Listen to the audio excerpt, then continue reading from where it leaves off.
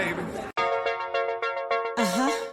Casmay, she's a queen. This is dedicated to all my beautiful queens, all my beautiful ladies out there. She's a queen. Go queen. You got it, girl. She's a queen. You better represent. Go queen. Go queen. Go. She's a queen about her business. Queen. Working hard on a mission. Yeah. Head high, purpose driven. Purpose driven. Crown will never tilted. Queen. Go queen. Go queen. Go queen. Go.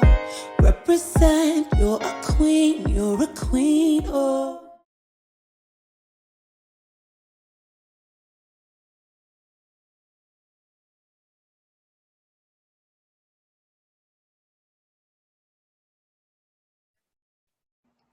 So thank you guys for joining another episode of the Q Chat podcast. Today, my guest is Miss Yvette Bodden.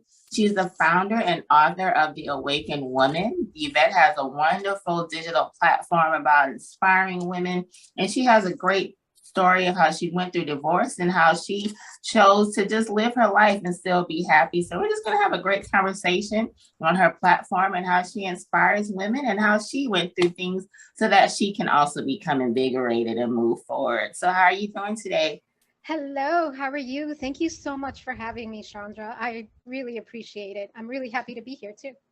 Oh, great. I'm happy to talk with you as well. So like I mentioned, I know that you've written a book, which we'll definitely talk about, but I wanted to just start off asking about how you founded The Awakened Woman. And I know through my notes, I saw that, you did go through a divorce and you went through some things in your post-divorce journey. So I wanted to just talk about first how you decided to start the Awakened Woman platform.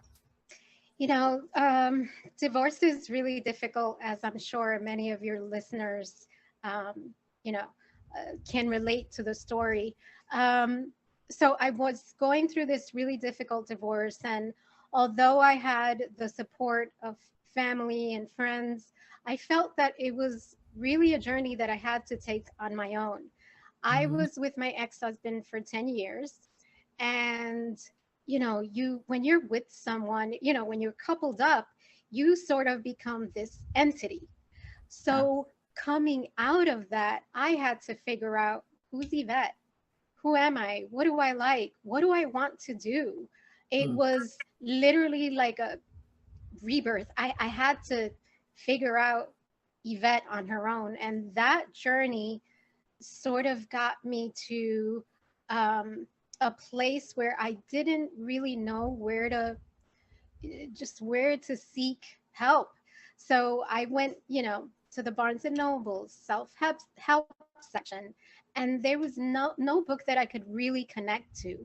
So I started writing my thoughts, and the book actually came first. I think I sat one Friday night with a good friend, Chardonnay, and and I wrote about 10 pages. I was up till 3, 4 in the morning, wrote about 10 pages, and I thought, wow, this is something that another woman might, benefit from, my story. Right. So it was a journey, and as I was writing the book, I realized that there's so many different stories that we have, so many different topics and issues that we deal with as women. So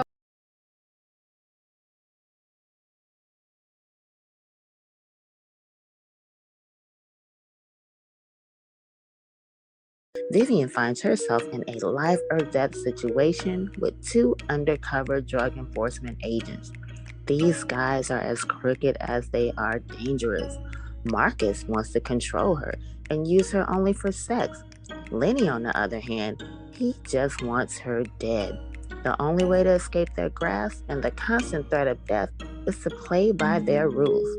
Vivian discovers the lure of danger combined with the fascination of sexual evolution to be exciting. She falls in love with a monster.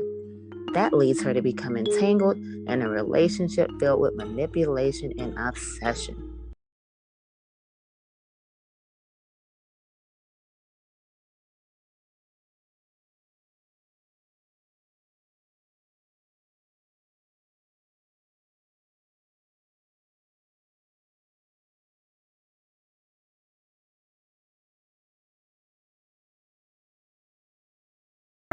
there's close to 500. So hopefully, there'll be a story for every woman at some point. Now, I know, like you mentioned, because I'm divorced as well. Did you get married when you were young? No. Well, the reason I ask is because, like you said, I think sometimes when people get married, they don't realize until after the marriage has ended that you do kind of merge identities, or not necessarily. Sometimes some people may not necessarily merge an identity with the spouse, but as women, sometimes we just lose ourselves as a whole because we're just known as being a wife, a mother, and that just becomes what you're just immersed in that. And sometimes it's really a challenge when that ends, if your whole identity has been in being a mother, being a wife, building a family, having that image of what a family is supposed to be. Like, you really do lose yourself. And once the marriage ends, which of course no one goes into a marriage with the expectation that it's going to end. So that alone is a shock when it does not work out. But then you're left like, okay, where do I find myself? I don't know myself. So I'm happy actually because you give another perspective, because I think that's what some people generally think happens to someone that gets married young. But you just said that. So that just shows how you can not necessarily step into a marriage in a young age, but you still lose that identity, sometimes without realizing. So what was the stage after your divorce? Because I know you mentioned, just how you had to find yourself and how you started the platform. But as far as just the work you had to do, like you said, you didn't see any self-help books, where did it take for you to get to the stage where it's like, wow, I really need to find myself? What was that stage before you had the light bulb where it's like, okay, I'm going to start Awaken Woman? Because I know leaving a marriage is a mourning period. And I think sometimes people don't realize that, you still mourn your family. You still mourn something that you thought was going to last forever. That's, natural, and sometimes people, even if they're leaving something that's dysfunctional, you're mourning what you're used to as a routine. It's still normalcy. So what was the stage where you really figured out what your identity was? Was that a challenge for you? Because I know, like I said, you mentioned how you look for the self-help and you didn't see anything, so that inspired you to start your own. But what did you do, to get to that stage? Well, I had to, as crazy as it sounds, I had to embrace the pain. I wrote about it in my book, but to your point, I did go through the 5 stages of grief. And one of those stages was depression, and I wrote about it in my book. There came a point where I have a daughter, and it's always what's best for her. And I got to a point where the depression was really swallowing me up. And one morning, just to make a long story short, my daughter went in my room, and I had the blinds closed, and it was about 11 a.m. and she says, "Mom, when are you going to wake up and can you and open these curtains?" She was 5. And every time I go back to that, I say that story, I really do go back to that moment. On that day, at that exact hour, I realized I couldn't do it alone. Yeah. And I went to therapy, and I was in therapy for quite a while. I mean, it's extremely painful because you're right. You're mourning a loss of a life, a loss of a part of you, because, as women, we take on these roles as caretakers, as nurturers. It's almost like our identity becomes wife, mother, girlfriend. That is part of who we are. I think it's in our DNA, to be honest. Yeah. And I was mourning that part of me, and I didn't know. It was almost like I didn't know, or I didn't remember there are other parts of me that are as beautiful and that are as important. So therapy was huge. It changed my life. It really did. Well, I'm glad you mentioned therapy, because I'm always a huge advocate for seeking therapy It's important.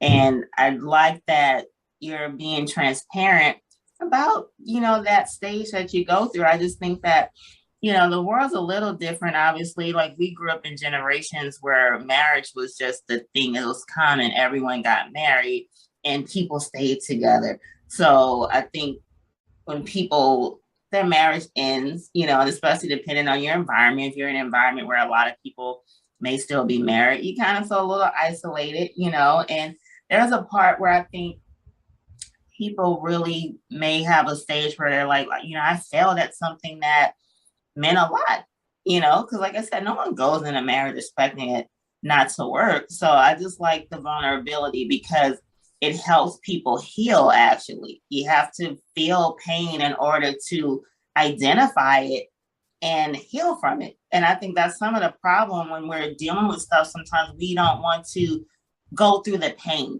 It's like you have to go through the pain because you can't feel what you don't know. Well, it's really interesting that you say that. To your point, I spent a lot of time numbing myself. Mm-hmm. I didn't want to feel anything. And the thing is, it took me a long time to realize, but when you numb yourself, you are numbing not just that pain, you are numbing love for yourself, love for, someone else that might come along. And that's a self-destructive mode. And it's, I'm really grateful that I was able to wake up and figure out that, I couldn't do it alone. And it was okay not, to ask for help, because I think, I'm not sure if it's cultural. I'm not sure, I can't say exactly if it's a personality thing, but I think showing vulnerability is something that is very difficult for many of us, because you feel that's showing weakness. And I've realized that showing vulnerability is actually showing your strength. Yes. And you're right. There's so many factors I think that plays into it. Sometimes it is cultural. Sometimes it's a generational thing, but it's hard sometimes for people to grasp their pain, and I think it falls into the stages of grief. One of the stages of grief is denial. So I think a lot of people go through that part where they may numb it, and they numb it in different ways. It could be with substances. It could just be simply by pushing it under the rug and acting like it never happened. There's so many ways that people numb their pain, in a grieving stage or a stage where they're just mourning something that just simply did not work, and that's the part where it can get a little cloudy because sometimes people get stuck in particular stages, but I always think it's a blessing once you get out of a situation and you look back on that time, just like you recall the time with your daughter and you feel like you're still in that moment. It's still a blessing when you look back on it, because it's like, wow, I'm no longer in that place anymore. No matter how hard it was, it's like, wow, this is, another chapter that has closed, and to go through it in a healthy way. But just to go back to what we were saying, I just feel like in anything, whether you're mourning a relationship, grieving a death, whatever it is, you have to go through that pain. It's hard to understand at the time, but it's just a necessary process to go through the pain. Just like a doctor can't prescribe what's wrong with you unless they know where you're hurting. That's the only way they can solve it. So I think the same goes with heartache and grief. It's all relative. So one thing I was looking at through your media information, of course, with the Awakened Woman, how you did the platform, you also have a series, the Empowerment series. So once again, I think that's a great plus, because it takes a lot of strength to not only go through something. Hey, yo, peace world. It's the Love King of R&B, Raheem Devon, and this is the Q Chat. Keep it locked right here. It takes a lot of strength to not only go through something, but when you be transparent and say, hey, I am going to help others. So it takes a lot of strength to do that. So what made you decide not only did you start the digital platform, but you took it up a notch and doing the Empowerment series, where you have been doing interviews and meeting with people and connecting. So how's that experience been? Wow. I'm actually, thank you so much for bringing that up. It's my baby. It's really a project that came to mind during COVID. So as a writer, I write from experience. I write from the things that happened to me or that happened to, people around me. And, during COVID, we were on lockdown. There was nowhere to go, that we weren't living life, not the way that we're accustomed to. So it just sort of helped me pivot, and B, it made me think about AW sort of on a bigger scale. I thought about, not just telling my stories, but I tried to reach out to women that were on television, were CEOs, were well known, but the interviews that that I wanted to do weren't the mainstream interviews. I actually, which is bold now that I think about it, but each woman, what I wanted was a tiny piece of their journey as a woman. And I think, first of all, it's a gift, and I'm incredibly grateful for all the women that have come on the platform. But my goal has been to show the audience and the community that, whether you have fame, whether you have money, whatever it is, big house, nice cars, we all as women have, it's not, we have overlaps in our journey. We go through things that, the regular 9 to 5 like me can connect to. So it's been really important to sort of hone into that. It's almost like, take off the cape, of whatever it is, fame, wealth, and just show them in a light that we can connect as humans. Right. Definitely. And it's been really successful, and these women have been so generous with their time and their story, and I'm really grateful. It's been well received. Awesome. And how long has it been since you started? I know you said COVID obviously gave a lot of people more time to pursue things, but was it before COVID that you had the idea to start the series? No, it was. Okay. It started around July 2020. That's the perfect time, because I think, everyone was so isolated on top of that. So I think that was the best time too for a lot of people to connect more and grow more, and connections are super important, especially as women who are going through a lot of different stages. And I think with women, it's always a refreshing thing when we find someone else is like, wow, they've been through the same thing, they understand where I've gone through. And it's totally great point. And the thing is, I started it, or when I thought about it as a limited series. But now it's just, it's continued to grow, and I guess I'm just going to keep rolling with it. Awesome. And so originally, why was it just going to be a limited series?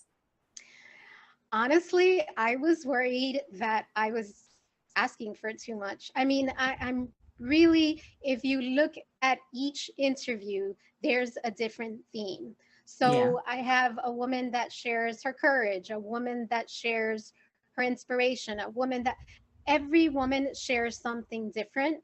And I sort of got worried that, because there's a lot of people that I reach out to, and some, never respond. Some just are not available. So I was afraid that I wasn't going to be able to continue, bringing those interviews. But like I said, I'm blessed, and I'm actually going to make it part of the platform now. That's great. Wonderful. Now, of course, I want to get to the book, obviously. So your debut book is called A Journey to Becoming the Best Self. And one of the reviews that I read said that this book is not just for women faced with divorce, but for anyone searching for meaning in their lives. So what made you decide to go ahead and put your story on paper? I thought about it. A lot. What made me decide? That journey is a very lonely journey. And whether it's a, long-term breakup, or a loss of a marriage, I just think heartbreak in general, or loss in general, is something that a lot of us can connect to. Probably all of us can connect to. And I felt that there were probably so many women out there that didn't have the support that I did, that couldn't go to therapy, whether they didn't have insurance or they didn't have the means. And I felt that maybe by telling my story and sharing it, it would be used as a resource. Um, so I just felt it was something that was needed. I remember going to the self-help section when I got divorced, as I mentioned before.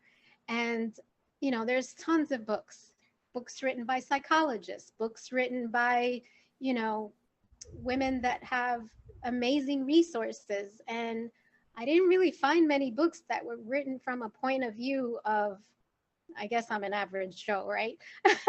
The women that jumps on the train or the bus and, has a 9 to 5 and is a single mom. I didn't see that on the shelf. And that's the woman that I want to reach, or the women I want to reach. And how long did it take you to write the book? Oh, it's all foggy right now. I'd say about a year and a half. Okay. And the camera froze. Like, I can hear you, but like the camera froze for some reason. Can you see me? I can, but you are frozen. Okay, now it's moving again. Okay. Now I can see. Okay, so I'll just ask you that part again. So how long did it take you to write the book? It took me about a year and a half to write the book, although it seems foggy. Sometimes it feels like a year and sometimes it feels like 2 years. No, I think it took about a year and a half.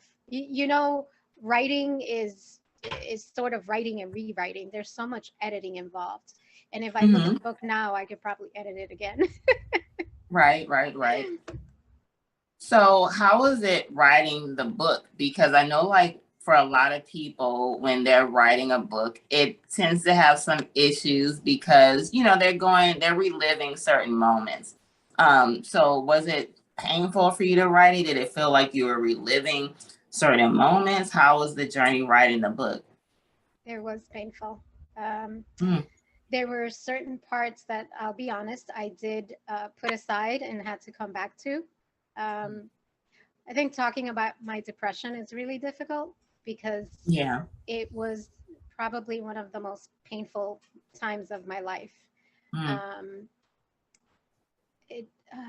then there were parts, though, that were fun. When I wrote about, dating after divorce, those were the fun parts. So, I tried to write the book in a way that, there are moments that will maybe make you a little sad or make you reflect, but I also made sure to balance that out by adding some, funny anecdotes, or, just insert my personality to just remind people that there are also moments of laughter and relief. But it was definitely, there were parts of the book that were difficult to write, for sure. And I had to just walk away and come back to it because there was a lot of crying and there was a lot of emotion in it. Was it still therapeutic, though? Even though it was hard writing some of it, did it still make you, have a bigger sense of healing? You know what's interesting? I think someone asked me a similar question, and I described it as throwing up on a page or on pages. It's literally just release. It's literally a release. Hopefully it's an eloquent release, but it is cathartic for sure. And I think I had to put that out there to begin the process of healing. I think it was part of my process, for sure. Wow. So I know that the book, as I was looking through notes about it, it says it's part memoir.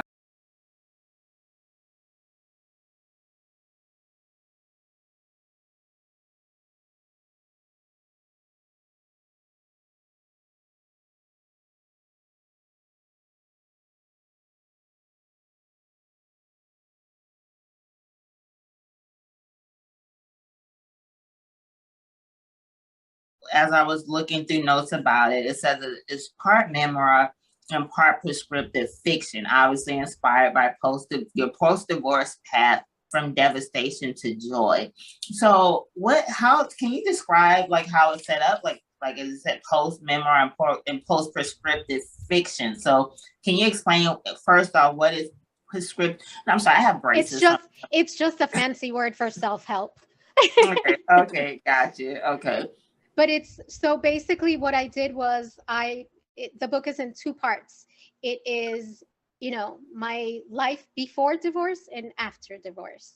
Gotcha. And throughout the book, one of the things that I do is I give some tips. I give some helpful advice about the process of divorce.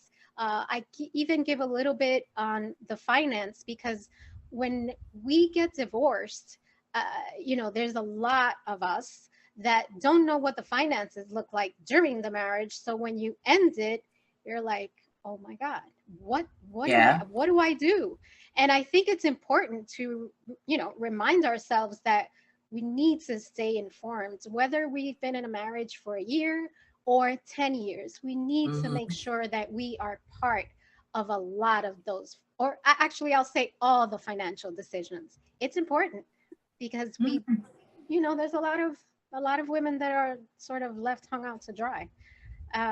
So I ask the questions. I really do write it from a perspective of, it would be like a friend speaking to you. And I did that purposely. Well, I'm happy you mentioned that financial part, because that's another thing, depending on how a person's marriage may have set up. But let's say like I had a traditional one where I did not work. I was the caretaker of the children.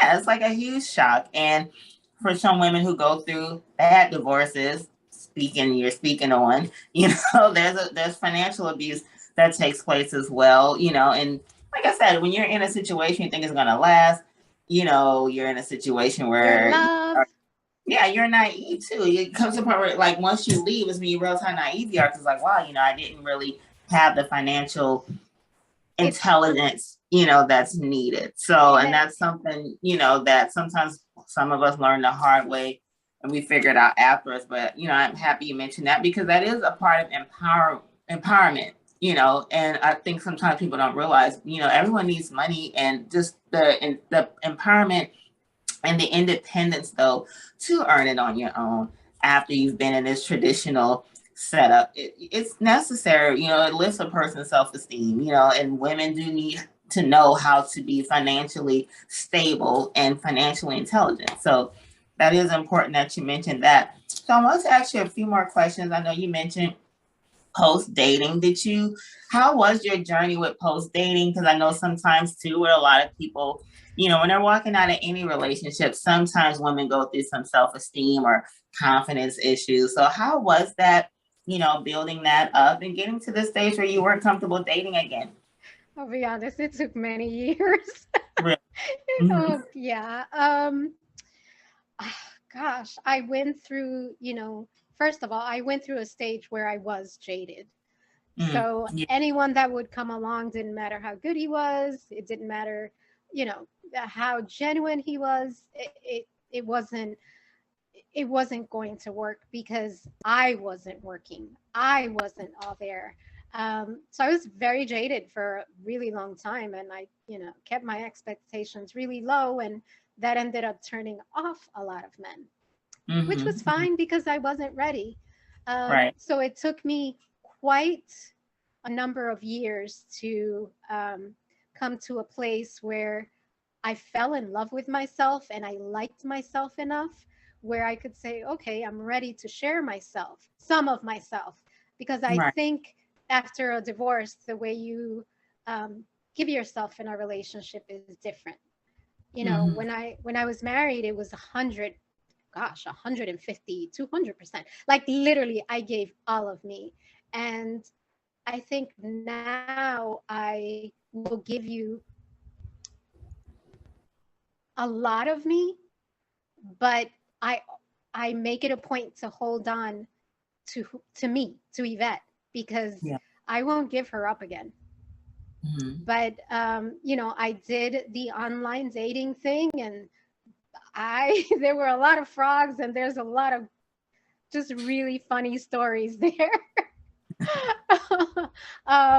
But what I did realize was that when I was dating after divorce, I was dating for fun. I was dating to meet people, but I wasn't dating to find my one, my true love or my next husband. I just wanted to meet people. So it was different. Dating looked very different after divorce.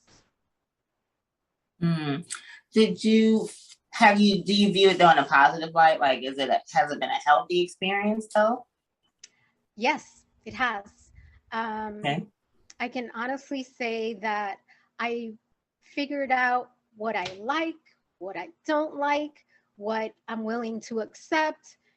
Before the divorce, I didn't have a list of deal breakers. I don't think I even had many expectations. But after divorce, when I got to know myself, man, I think I had a better idea of what I wanted and definitely knew what I deserved, which is huge because we don't always go after what we deserve. Sometimes we go after whatever we get, so to speak. Mm. And I'm glad you mentioned that. And that's why I wanted to ask you, did you find it to be a healthy experience? Because I think sometimes when people have a jaded mindset, they don't look at the positive side of dating. And that really is what dating is to set boundaries. Like you said, know what you like and what you don't like, because it's just simply dating. You don't have to jump into another serious situation. I think sometimes, and I hate to generalize, but sometimes women miss that. Like you can date multiple people and just see where it goes, and just enjoy the ride, just don't go into it, I'm going to find the next husband now, It's our ticking time. It's our clock. I think that is for a lot of us. I know at some point, I sort of looked at that big clock in front of me and I was like, oh my God, I'm getting older. No one's going to want me when I'm older. But Right. hopefully, with women getting older, and we're more like good wines. As the older we get, the better we get. So hopefully, having that mentality, we're in less of a rush. I hope. I think so, though. I think we're heading in the right direction. Yeah. So I want to ask you a question that is super important to me for the majority of my guests. I do talk about self-love on the platform. I just feel like self-love obviously is the fuel for people to accelerate. It's the fuel for a person to get over a divorce. It's the fuel for a person to say, hey, I'm worthy enough to start dating again. I'm worthy enough to start a platform, to write a book. So what role has self-love played in your life? Obviously, like you said, you went from devastation to joy. So, in order to go from devastation to joy, what role did self love play? Because I know, like, divorce is a hit, and sometimes it breaks you down. So, what stage did you get to where you were able to love yourself again? Oh, good. Every time I'm asked about that, I get really emotional. Mm-hmm. For a big part of my life, I can honestly say I didn't have that self love, that I didn't understand my worth. I didn't think I didn't you know I didn't feel I was worthy of good things, of love, of good love. Mm-hmm. Um, I think once I understood my worth and what I deserve, and that I am not only capable of giving love, but of receiving it, Mm-hmm. I have to tell you, it's almost like once you open that door, you can't go back. You can't accept less than you deserve. So self-love, self-worth, I believe that obtaining that, understanding it, embracing it has completely changed my life. The way I make decisions, the decisions I make about relationships, about friends, about jobs, it's completely different. Mm-hmm. Wow. So with that self-love,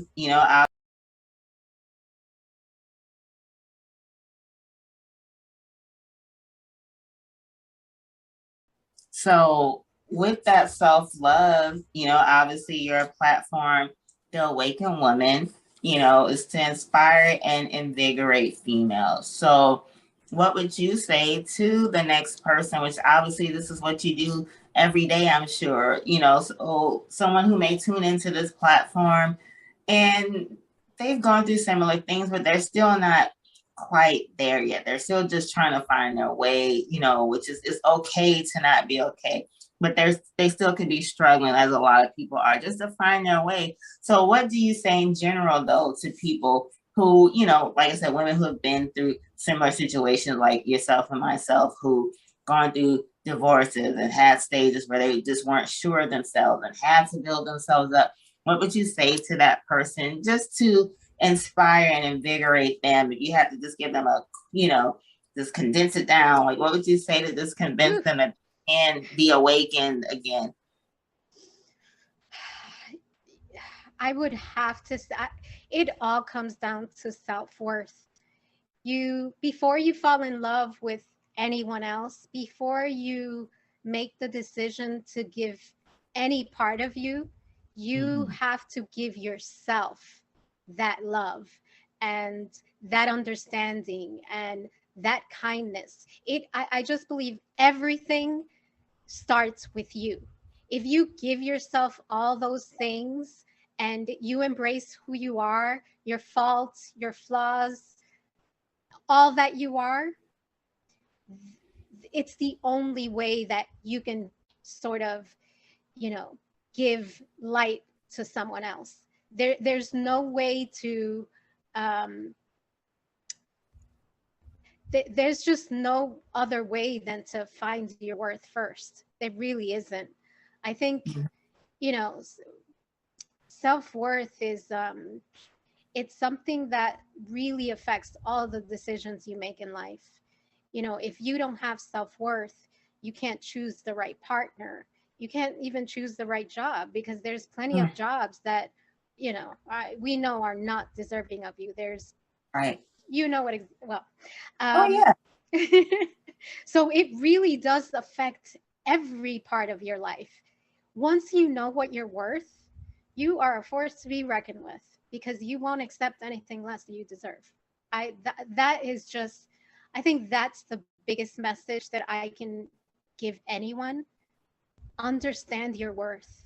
And my daughter she'll be 19 soon, and I see the difference. She knows her worth, and who she is today. I wish I could have been that at 18. She gets it. She's like, Mom, I know what I'm worth. And you said so many important things, and I said that a lot too, just similar to self-love. It does tie into your career choices. A lot of people don't realize that it ties in relationships. It ties in every single aspect of your life, knowing your worth and knowing your value and loving yourself. It's like, it just makes a huge difference. It changes your life. And what you mentioned too, like with your daughter, and that's the beautiful, most important thing, is that we may have not started out having those tools, but we can damn sure make sure, that our legacies are different, and that's just the beautiful thing about going through these experiences, is how you can pour into the next generation and pour into other people. And, and I think it's important for me to just add just one little thing. The journey is ongoing. So for women out there who think, well, she has it all together. No, I don't. And I always joke around. I'm still a hot mess. It's just I'm, more organized. But it's an ongoing journey. And I'm realizing there isn't only one awakening. You can have multiple awakenings, and you continue to better yourself. And, I don't feel great every day. I don't feel positive every day, but I do put in that effort to feel that way. So, for any woman that's having a bad day or doesn't have it all together, trust me, none of us have it together every single day. but we just keep trying to make it better. Mm-hmm. Definitely. This has been, of course, a great conversation. But before we end everything, please tell everybody about all your platforms, how they can find it, the Awakened Woman, the Empowerment series, and also how they can purchase your book. Well, the book is at Amazon.com and BarnesandNoble.com. It's called A Journey to Becoming the Best Self. The platform is awakened-woman.com. And you can find me on social media on Twitter and Instagram as Woman Awakened. Awesome. Thank you so much for this conversation. I know it's going to inspire, and I definitely wish you all the success. And I always appreciate and admire and also just give props to women who take their stories and not only just take what they've been through and put it on a platform, but just take it to a whole different level to really inspire others, like you said, to either inspire that next generation so they don't even experience it at all, or just to help the other person that has gone through it, to let them know that they can be better. So thank you so much for this. Thank you. Thank you so much for having me on the Q Chat podcast. Thank you.